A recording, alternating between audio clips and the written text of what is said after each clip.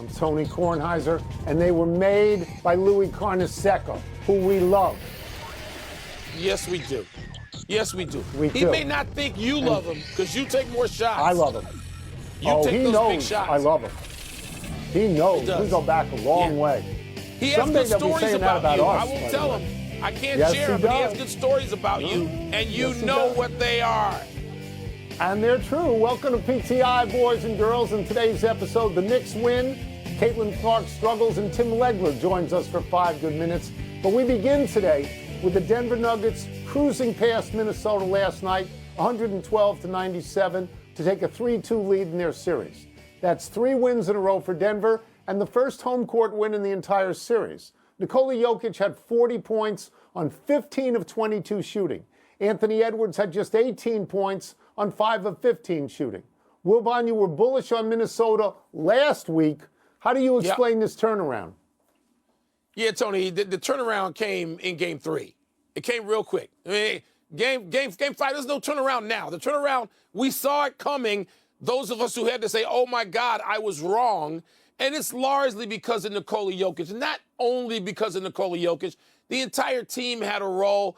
I mean, you know, Aaron Gordon's been close to perfect. Jamal Murray has been back to his great self after like a game and a half of where is he? Michael Malone has been a motivational master. But there was a point last night, Tony, where Jokic, the MVP, for those of us who thought, okay, maybe we need some confirmation of Jokic's MVP this third time. He had a stretch where he made moves that included a little skyhook off glass. And it was like, oh, my God, is he going Kareem? And then he had some footwork with his back to the basket and spinning around that made him look like Tim Duncan. And then he had some in the open court against Rudy Gobert, the defensive player of the year, where he looked like Akeem Olajuwon did a dream shake. And you're like, no. Oh, no. You know, he can't have all that and make passes like Bill Walton. It was a stunning performance. And so there's a lot of places where they just eclipsed Minnesota. But you got to start with the MVP who received his award last night, I think. Yeah. You know, I will just say this. The series feels like it's over. I agree with you. It felt like it was over after Game 3. In the last 3 games, Denver has outscored Minnesota by 50 points. That's just too many points. I want to talk about 2 players. I want to talk about Jokic and Anthony Edwards. I'm going to start with Jokic, who last night had 40 points and 13 assists. And you mentioned Rudy Gobert. Gobert, the defensive player of the year, 4 or 5 times and this year. When he was the primary defender, Jokic went 8 of 9 on him. He ate his lunch, right? Yeah. Jokic plays 41 minutes. He has no turnovers. Our friend Shaquille O'Neal can lobby all he wants for anyone he wants for MVP. Because, Mike, MVP is not necessarily the best player. This guy, Jokic, is the best basketball player in the world right now, and I know you agree with that. No Anthony doubt. Edwards, he's a great talent. I want to stop the comparisons to Michael Jordan. I guess Michael Jordan had games like this, but in a 2-2 series in a Game 5, to go 5 of 15 and 1 of 5 from 3, let's just stop that comparison. This thing at the moment belongs to Jokic. Oh, belongs to Jokic, no doubt, Tony. Not only is he the MVP, he is the best player in the world.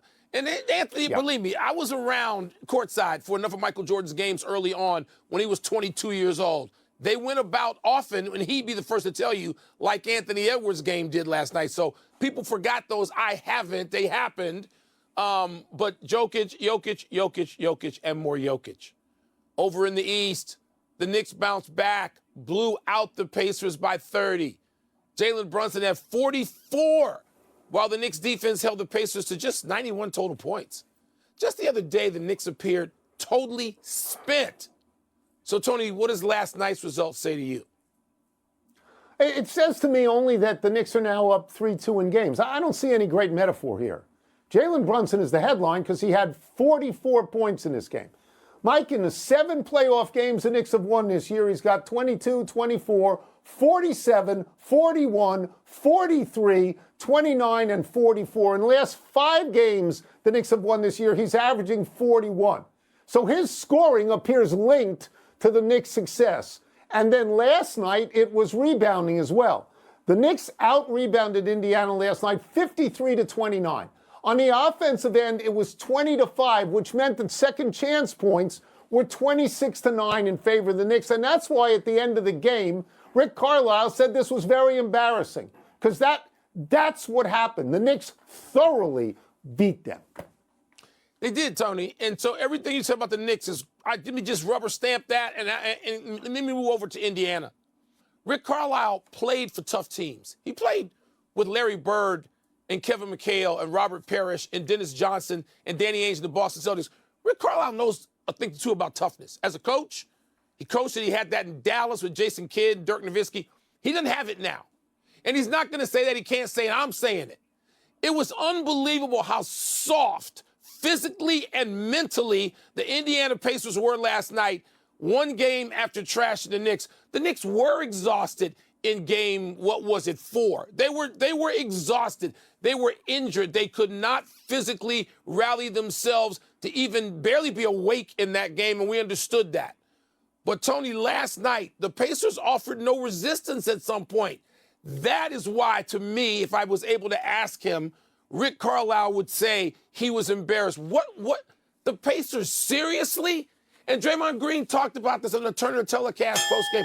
They didn't even begin to run through screens and exert themselves and spend the kind of physical energy you have to expend in a late in the series playoff game. So this series is over too. The Pacers don't have it. Tony, I'm not sure of that. It's over. The Knicks are going to go into Indiana in Game 6 and win Game 6 in that series. Okay. I think the Pacers will win that particular game. I do. We move now to Caitlin Clark's WNBA regular season debut last night. She and the Indiana Fever were beaten decisively in Connecticut by the Sun, 92-71. Clark missed her first 4 shots, had no points in the first quarter, only 7 by halftime. She finished with 20 points and also 10 turnovers, an inglorious double-double. Wilbon, you and I both watched the game and texted during it. What did you make of Clark's debut? Well, Tony, there's so much to make of it. And, you know, sadly, the conversation nationally will be about just the numbers. And the numbers do matter, particularly the 10 turnovers. But as you and I talked about this game like sort of old-fashioned sports writers, one of your texts just said she is in way over her head at the moment. It'll take some time. And, of course, I had the same thought. And she may get there. Hope she gets there. She may not. But these other players, as you said, bigger, faster, stronger, at least as talented, more experience. I mean, you know, you look at a game. I look at a game last night with Asia Wilson in another game. Asia Wilson's so much better than Caitlin Clark. They're not to be compared yet. And I understand the moment, the historic level of interest Caitlin Clark has brought to women's basketball. All of that is to be credited. Yeah. But now we're in pro basketball. And the women in that league don't have to care about that. Some may not. But she's not ready for that yet. So it's like, let's check back. I'll check back in June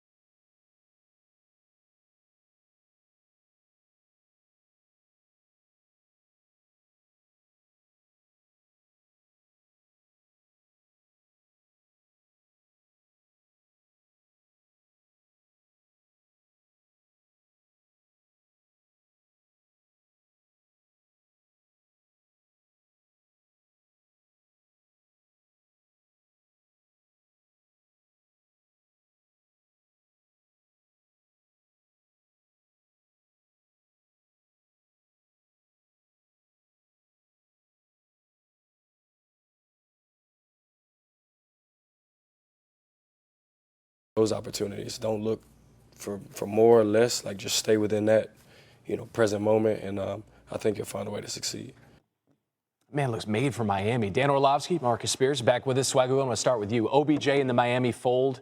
Now the offseason in the rearview mirror. Yep. Which AFC East team do you believe is best positioned to win this division? The Jets. And I know people think about it from Aaron Rodgers, and obviously that's a great reason to think about it defensively. Like, if you think about this defense, if you gave this defense 17 points a game, you probably win 11 games in the NFL. Okay. So more than us just getting super excited about what they could be offensively if they stay healthy and he's protected, and those are questions that are real because of health and older guys. Defensively, the New York Jets are still elite and cream of the crop. And this team right now, if you think about what they have the potential to do, barring these things happening, defensively they don't have a question. So if you think about every other unit in this division, Josh Allen breaking in new wide receivers, need to figure out what that offense is going to look like. I think they're going to be really good, but I think you got to see what it looks like.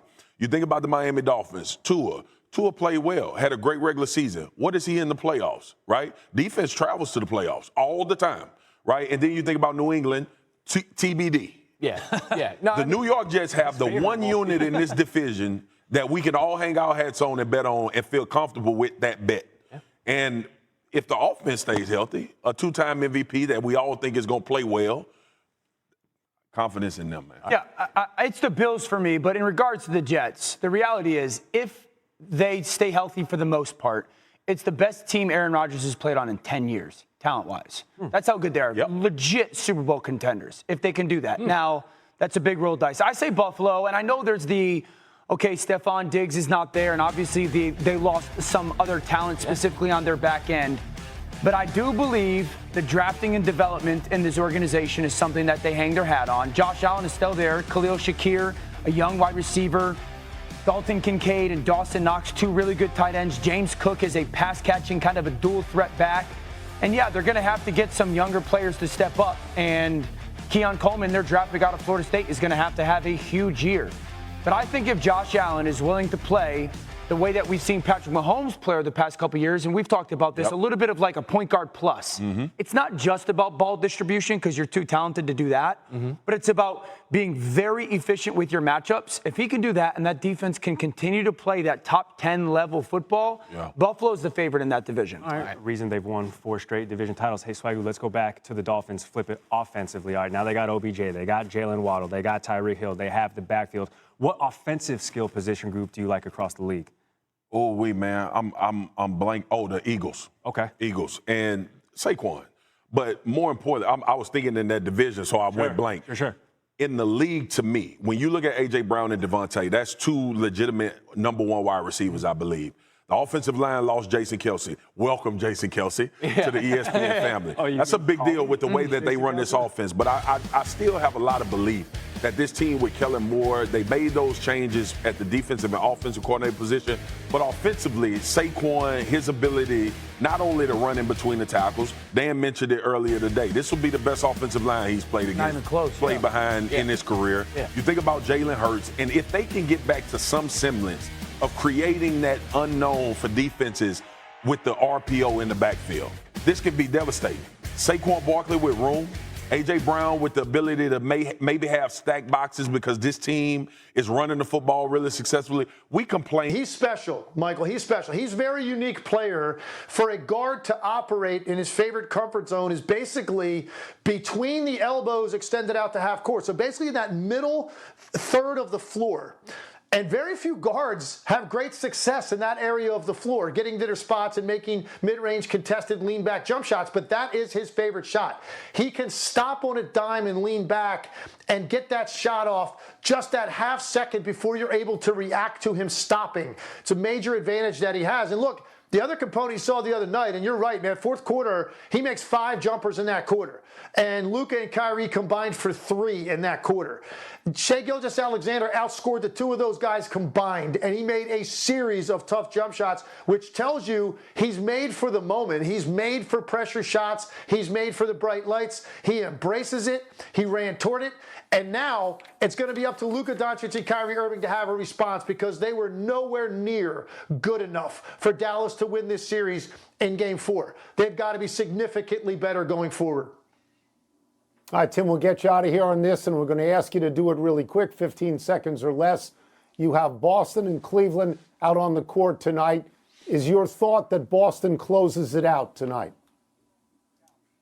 I think so, Tony. The line is 16. That tells you a lot, I think. The line is 16. You don't see that in playoff games typically in a 3-1 series. Look, Cleveland, they've run out of firepower. It would take a Miami Heat-like three-point shooting performance like they had in Game 2 against Boston when Miami made 23 threes or whatever it was. It's going to take something like that to be in the game. Boston understands the importance of ending this series so they don't have to take another road trip and tie this thing up for 2 more days. They can sit back and wait and let the Pacers and Knicks beat the hell out of each other. Thank you as always, Tim. Thanks so much. Thank you, Tim. Appreciate it. You got it. Let's take one last break. Still to come, big news involving the favorite for this week's Preakness Stakes. They still running that thing? Is that still going off? Yeah, they are. Who should be They're favored to win the PGA Championship? The tournament that They're kicks running that us thing, off too. the air the rest of this week. They're running that. Says- Yeah, Happy time, people. Happy 55th birthday, Emmitt Smith. If he's not the greatest running back of all time, he's close. Smith has the most career rushing yards, 18,355, mostly with the Dallas Cowboys. He has the most career rushing touchdowns, 164, almost all with the Cowboys. He has the most career rushing attempts, 4,409. There are other great running backs we can name that are his peers, certainly. Jim Brown, Walter Payton, O.J. Simpson, maybe Barry Sanders. But Emmitt is right there. He was on 3 Super Bowl champions with the Cowboys, and he's in the Hall of Fame with the other triplets from the Cowboys, Troy Aikman and Michael Irvin. Tony, if I just talk about my favorite running backs of all time, and of course we're old enough to have lived in an era where running backs were damn near as important as quarterbacks on the field, Walter Payton and Emmitt Smith. That I was too young to see Jim Brown except the last year of his career. Walter Payton, Emmitt Smith, that's my list. Happy anniversary, Len Barker. On this day 43 years ago, the Cleveland right-hander threw a perfect game at home against Toronto in front of fewer than 8,000 fans on a cold, wet night in Cleveland. That was the 10th perfect game in baseball history. Barker's catcher, Ron Hasse, is the only catcher to catch 2 perfect games. Hasse also caught Dennis Martinez's perfect game for Montreal in 1991. Hasse played 14 years in the majors for Cleveland, Oakland, the Yankees, White Sox, Montreal, and the Cubs. He had a career batting average of .266, ordinary numbers like Barker's 74 and 76 record and 4.34 ERA. By the way, Danny Ainge went 0 for 2 that night against Barker. Perfect game, Tony. It seems so much bigger deal, that and no hitters once upon a time. By the way, people wondering why I didn't mention Gale Sayers. He's in a category like by himself. He didn't count with the rest of them. That's my idol, not just my favorite running back. Happy trails to elimination for the Boston Bruins. Bruins coach Jim Montgomery called last night's Game 5, quote, our best game in the series, unquote. And as a result of Boston's 2-1 win in Florida, that series continues. Boston won an elimination game as goalie Jeremy Swayman made 28 saves, including a close-range shot by Florida's Sam Reinhart with 8 seconds left in the game. Game 6 is in Boston Friday night. The Edmonton Oilers tied their series with Vancouver at 2-2 last night by beating the Canucks 3-2. Evan Bouchard scored with 39 seconds left in the game, just 62 seconds after Vancouver's Dakota Joshua had tied the game at 2 after Vancouver pulled its goalie. In his first playoff start ever, Calvin Pickard made 19 saves and he got the win. Tony, you feel exhausted after you watch those games. And I only watched the third period of each. They were mesmerizing. I mean, you're breathless after you watch. You know how those Stanley Cup games are that are closer to 1-goal games and goaltenders out of net? And you just can't believe the level of excitement people should watch Stanley Cup playoffs. Let's go to the big finish if we could. PGA Championship tees off tomorrow. Who would you like to see win it? Well, you know, Tony, I root for Morikawa and Finau. I'd be thrilled if one of them won it. I think they'll be on the board. How about that? They'll be close. They'll be in it. Bob Baffert scratched Preakness' favorite Muth after the horse's fever spiked overnight. That's significant, isn't it? Of course, it's the favorite horse. I mean, this helps Mystic Dan, right? And trainer Kenny Perry helps them. Kenny McPeak, rather. Chris Sale gave up just 2 hits over 7 shutout innings in a win over your Cubs. How'd that taste? And it tastes bad that the Cubs have been shut out back-to-back nights in Atlanta. Let's get the hell out of Georgia. A miniature poodle named Sage won the Westminster Dog Show. You okay with that? Not a miniature poodle guy. I'm a Chessie guy. Best dog in the world. Last one, Angel Reese makes her regular season debut tonight for the Sky at the Wings. What do you expect from her? I expect more. Camila Cardoso was out there with her, but she's injured. You know, I expect a nice debut from Miss Angel Reese. That's what I'm hoping for. We're out of time. We'll try and do better the next time. Happy birthday, Moni. I'm Mike Wilbon. We're bumped by the PGA Championship until Monday, knuckleheads. And now, your Sports Center. The Thunder executing their defensive game plan. The Mavericks need to get their big guns rolling. Luka not necessarily healthy right now. Kyrie might have to take the lead. The Mavericks have proven, though, they can win when he scores under double digits. He did have 9 points in Game 2, which was a Mavericks win. On the other side, Shai Gilgeous-Alexander had a monster Game 4 to help OKC even this series. What is he saying about how he plans to carry that over into tonight's home Game 5? Yeah, the thing that SGA was most excited about, I think proudest of, was the blend of taking over and trusting his teammates. I mean, it was an absolute mid-range masterpiece. And there was a stretch in the fourth quarter where he hit shots on 4 straight possessions, each one tougher than the other. And it's, uh-oh, here comes SGA. But he didn't go into hero mode at that point. The defense collapsing. He hits Chet Holmgren for the go-ahead 3. A couple possessions later, sprays it out to Lou Dort. He hits another 3. So really that blend of kind of knowing when to take the lead and when to trust your teammates. And, you know, like with Kyrie, make the right play. And obviously the Oklahoma City teammates deliver for SGA. Certainly a tough task for SGA, but not as tough as Tim McMahon having to battle through the sound check ahead of Game 5 in OKC. It's a best-of-3 series. That series knotted up 2 games apiece. Tim, much appreciated. Now, loser of tonight's Mavs Thunder game will be down 3 games to 2, similar to the Timberwolves, who have lost 3 straight in their series against the defending champs. And what about the Pacers, who were blown out last night by Jalen Brunson and the Knicks at MSG? For more, how about a little bonus PTI with Tony and Mike? All right, Wilbon, who do you trust more to force Game 7, Timberwolves or Pacers? Ooh, I'm challenged to pick either one of those two because I don't think either one of them is going to force a Game 7. If I got to pick one, Minnesota is not forcing a Game 7. It's just not. I mean, Minnesota is done. And they were done shockingly after Game 3 when they were still up 2-1. After turning in like a performance where they just dismantled a champion, they're done. So I'm just dismissing them. And that's a turnabout for me, Tony, 180 degrees from where I was after Game 2. But the Pacers, I don't think they can do it either. A little bit more faith in them, but the Pacers showed no toughness. Halliburton has these games where he can dominate the game and go for 35 and 12, and then he has games where he takes 9 shots, it's not going to get it done. And they can't figure out how to guard Jalen Brunson. That speaks more to Brunson's brilliance than Indiana's own deficiencies. But mentally and physically, not tough enough. Not tough enough for these Knicks, who are both. I think Indiana's going to win Game 6. I Whoa. do. I think they're going to win Game 6. I understand that the last 2 games in this series have been blowouts, but the first 3, I believe, were decided by 4 points and 9 points and 5 points, which means those are pretty even teams, right? Yeah. I think Indiana is helped by going back home. I think they're helped by the where they've already won twice. I think they're helped by the embarrassment in New York. And I agree with you about Tyrese Halliburton. You can't take 9 shots. You got to take more than 9 shots. You're the best player on the team. You've got to score more points than that. But I not only think they have a better chance, and I agree with you about Minnesota not having a chance. I not only think they have a better chance, I actually do think they're going to win Game 6. I'm not saying anything about 7, but I think they'll force a Game 7. I do. And Tony, one thing that does help the Pacers, I agree with you, is the embarrassment of last night. But one thing that helps the Knicks is an extra day of rest because of the scheduling of Caitlin Clark's opener with the fever. there's an extra day in that series, an extra day off.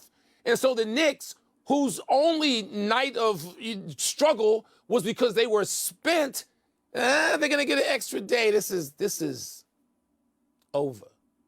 That's it. We're done. Back to you. Gentlemen, thank you. Other stories we are following. How about the Giants? Who are going to be on HBO's Hard Knocks in the first offseason version of the series. The turnaround after owner John Mara said in 2020 the team would never do the show. Playoff version. Stars winger Rupe Hintz is out for tonight's Game 5 against the Mavs. An upper body injury ails him. He blocked a shot. He was cross-checked before leaving Game 4. Dallas is up 3-1 in that series. Astros pitcher Ronel Blanco, who was ejected from last night's game after umpires found a foreign substance on his glove, has been suspended 10 games. Blanco, you might remember, threw a no-hitter in his season debut. Rory McIlroy says the resignation of Jimmy Dunn, the architect of the initial agreement between the Saudis and the PGA Tour, leaves him less confident that there will be a merger with LIV Golf. Talks have been ongoing. Meanwhile, a Georgia man pled guilty to transporting stolen goods for taking Masters memorabilia from a warehouse and selling it in Florida. The scheme lasted for more than a decade. It included green jackets from Arnold Palmer and Ben Hogan. Richard Glebensky made $5 million from the scheme, but now faces up to 10 years in prison. All last year about where is the identity of the Philadelphia Eagles. So not only do I think the skill positions are elite, and they got two guys on the outside that are true number ones, I think the running back addition with the guy that can carry the ball out of the backfield but also be a part of a screen game that should be implemented is going to make them devastating to defend. Swagoo, I'm glad that you focused on just one team, one position group, because overachiever Dan O over here, you sort of wanted to give us a power rank. Are we going 1 through 32, or are we just doing I won't go with 1 through 32. No, it's an hour show tonight, right? Correct. Yeah. I'm going to go. Go ahead. All right. I'm going to go my top 5. I believe that San Francisco's number 1. Now, San Francisco's got to keep them all. You know, we'll see. There's a lot of conversation. Brandon Ayuk, Deebo Samuel, George Kittle, CMC, and they draft Ricky Pearsall. Marcus just mentioned Philly. Absolutely love Philadelphia. I still say that Cincinnati is that top unit. I've talked about this. T. Higgins motivated. Jamar Chase is a stud.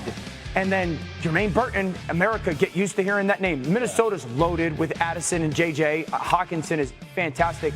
And then Miami, I still believe because those two dynamic wide receivers in OBJ, skill group-wise, is fantastic.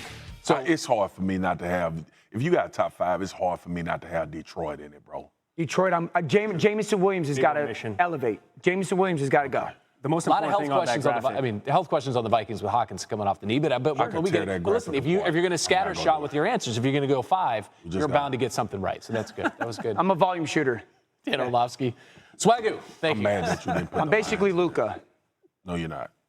Everybody in the building excited to see the debut for Caitlin Clark. Here we go. Here we go. There are the first points in the WNBA career of Caitlin Clark. I thought it took me a little while to settle into the game. The more games I play, the more comfortable I'm going to get. Here's Clark. She got it. Clark off a screen, gets a look, and hits. Clark with a little more zest in her attack. The Connecticut Sun spoiled the debut of Caitlin Clark. 92-71 the final. We saw the good, the bad, the ugly in Caitlin Clark's debut. She saw it too, led the Fever with points, 3-pointers, and steals, was tied for the team lead in assists.